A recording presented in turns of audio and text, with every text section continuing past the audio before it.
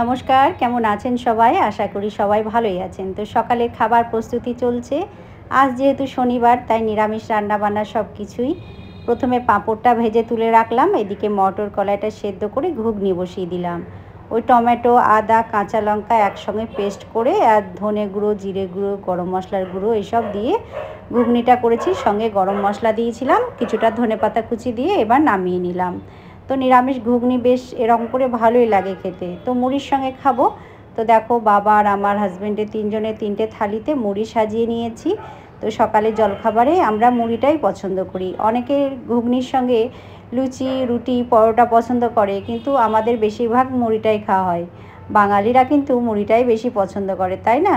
আর বেশ তাড়াতাড়ি হয়ে যায়, মুড়ি খাবারের জন্য একটা কিছু করলেই হয়। রুটি, লুচি এগুলো করতে, পরোটা করতে তো টাইম লাগে, তাই না?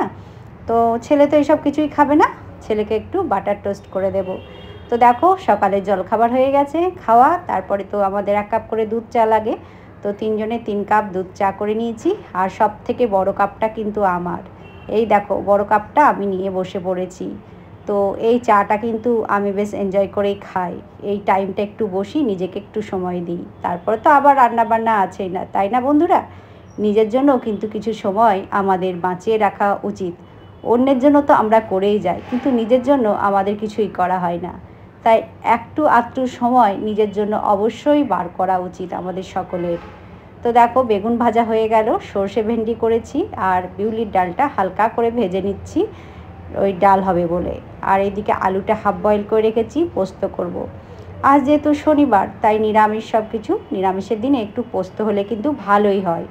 তো হলুদ টলুদ দেবো না, লবণ দিয়ে ভেজে নিয়ে পোস্তটা দিয়ে ফুটিয়ে নামিয়ে নেব। ভাতটা ওইদিকে ফুটে গেছে, তো গ্যাসের ফ্লেমটা একটু কমিয়ে দিলাম। তো দেখো, পোস্ত বাটাটা এবার দিয়ে নেড়ে চেড়ে ফুটিয়ে নামিয়ে নেব। এই পোস্তটা খেতে কিন্তু ভালো লাগে, আমার তো বেশ পছন্দ হয়, ছেলেও খুব পছন্দ করে।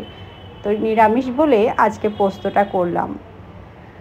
ডালটা সেদ্ধ হয়ে গেছে, কড়াইয়ে সর্ষের তেল, 5 ফোড়ন, তেজপাতা, কাঁচা লঙ্কা ফোড়ন দিয়ে ডালটা দিলাম। লবণ হলুদ দিয়ে সেদ্ধ করেছিলাম, তাই আর দ্বিতীয়বার লবণ হলুদ আমি দিতে লাগেনি। আর এই দেখো, ছাদে গেছিলাম, একটু কাজ ছিল, ঘন অন্ধকার করে মেঘ করেছে, আর ঝিরিঝিরি বৃষ্টি কিন্তু আরম্ভ হয়ে গেছে। ছাদ থেকে আমি নিচে চলে এলাম। তো এখন ওই সকাল 11:30 মতো বাজছে। ফ্রিজ থেকে ফলগুলো বার করে ধুয়ে কেটে নিলাম। তো দেখো, পেঁপেটা কিন্তু লাল টকটকে আর খুব মিষ্টি বন্ধুরা। আর এই দেখো, অঝোরে বৃষ্টি পড়ছে, মেঘ ডাকছে, বাজ পড়ছে। আর এই বাজ পড়লে কিন্তু আমার ভীষণ ভয় করে। তো দেখো, বৃষ্টি পড়ছে, আমি জানলা দিয়ে তোমাদের দেখাচ্ছি। কালকে হচ্ছে মহালয়া, আর আজ থেকেই বৃষ্টি শুরু হয়ে গেছে। তো পুজোতে তো বৃষ্টি হবেই শুনেছি। তো কিছু করার নেই, প্রকৃতির কাছে তো কারো হাত নেই, তাই না? তো দেখো কি রান্না করলাম দুপুরের জন্য, তোমাদের সঙ্গে শেয়ার করে দিচ্ছি। বেগুন ভাজা, এদিকে বিউলির ডাল, আর ভাত তো অবশ্যই আছে, তার সঙ্গে সর্ষে ভেন্ডি, আলু পোস্ত, আর থাকছে পাঁপড় ভাজা। আর যেহেতু শনিবার তাই নিরামিষ এগুলোই রেখেছি, আর কিছু করতে পারিনি বন্ধুরা, এটাই করেছি দুপুরের জন্য। তো এবার থালি সাজিয়ে নেব। তোমরা শনিবার কারা কারা নিরামিষ খাও, কে কী রান্না করছো অবশ্যই কমেন্ট করে জানাবে। ভাতের থালি একদম রেডি করে নিয়েছি। চলো টাটা, শুভ দুপুর, সবাই ভালো থেকো, সুস্থ থেকো।